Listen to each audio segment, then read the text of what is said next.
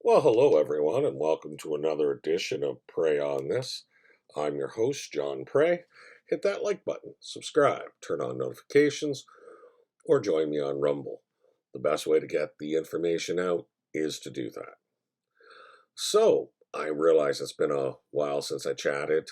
Been kind of busy since I got married 13 days ago.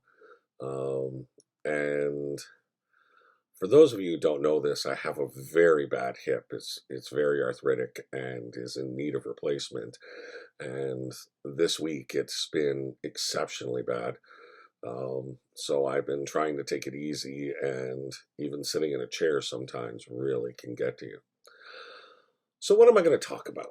Well, I'm going to start off with the Alberta election and how the left is losing its mind that Danielle Smith was reelected as the premier of Alberta. Um, Matter of fact, I even heard a couple of more left wing slanted talk shows saying that, oh, well, Rachel Notley has secured herself the largest opposition in the history of Alberta, without a word being said about Premier Smith. The last time I looked, whoever wins is the person who wins, and celebrating the loser, the person who came in second, I'm not really sure that's what we do in this country. I'm not really sure that that's what life is about, is celebrating second place. But the fact of the matter is that the people of Alberta voted for a sane government. And for those who are on the left who are like, oh, Alberta's a bunch of redneck bums who uneducated, they don't understand anything. Alberta's actually quite an educated province. They have the highest mean income in the country, and they want to keep it that way. From 2015 to 2019, Alberta suffered its greatest economic depression since the Great Depression. And that was all directly related to the policies of Rachel Notley and the NDP and her 50 rookie MLAs who had no idea how to run a government. I mean, what does it say that you are an MLA in the governing party of the largest oil reserves in this country, and you go over to British Columbia to help promote the campaign of a person who has championed and organized anti-pipeline protests. And their policy is that British Columbia will never accept a pipeline to Tidewater from Alberta. That doesn't give a lot of confidence to investors. And we also saw how Notley was hand in hand, in lockstep with our cockwomble Prime Minister Justin Trudeau, on trying to shut down the oil industry. The decision she made about closing coal-fired plants that generated electricity and switching them to natural gas skyrocketed the price of electricity in Alberta. And now she's again, in lockstep with Trudeau, about switching the economy and the electrical grid over to all renewables by 2035. The technology doesn't exist yet. A reasonable course of action would be to go to 2050, where technology can develop and mature and be reliable. But that's not what activists do. Activists try to ram their policies down people's throats, and, consequences be damned. That's what Stephen Guilbeault's doing. That's what Anderson, our natural resources minister, is doing. That's what Justin Trudeau's doing. It's what Rachel Notley did. It's what more left-wing governments have done. And now we're starting to see the reaping of these policies.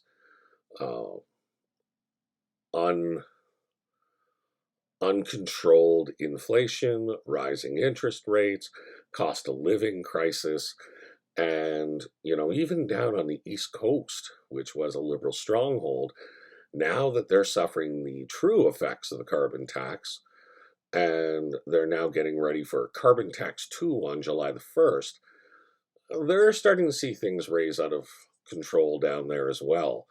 And I think this is going to hurt the Liberals even down there. But the election of Danielle Smith definitely sets Justin Trudeau's agenda back. There will be no just transition of the oil patch. There will be no ramming through of bad economic or energy policies on the province of Alberta. She will fight them every step of the way. She will enact her Alberta to Sovereignty Act. She will definitely take them to court and show where the province is outside its lane the federal government is outside its lane and stepping over provincial jurisdiction under the Constitution. So I say to her, congratulations, Ms. Smith, and I hope that the United Conservative Party gets behind her. They don't eat her as a leader, which the party has a tendency of doing, and take a look at who she is, what she can do, and draw comparisons from the past. 1993, Ralph Klein won a small majority government. He made a lot of changes that turned Alberta into the place of economic reality and economic sense. And he paid off their debt. He had that province on incredible footing. In 1997, he was re-elected with an even larger majority. And I believe that if the UPC was smart, they would allow Danielle to do her work for 4 years. And I guarantee that the talking points out of Ottawa, they've already been that way since Monday, and they're going to continue, is that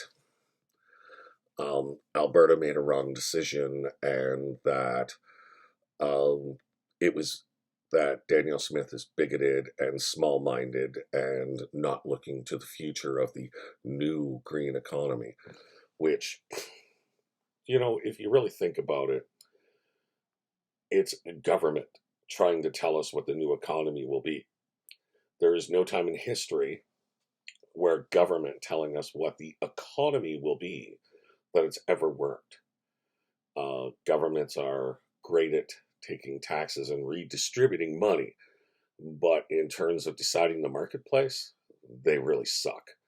And just about every time they try to do it, it gets all screwed up. So once again, to the people of Alberta, I hope that you have a wonderful 4 years. I congratulate you on not electing an insane, woke, extremely left-wing NDP government. I'm glad you learned your lesson.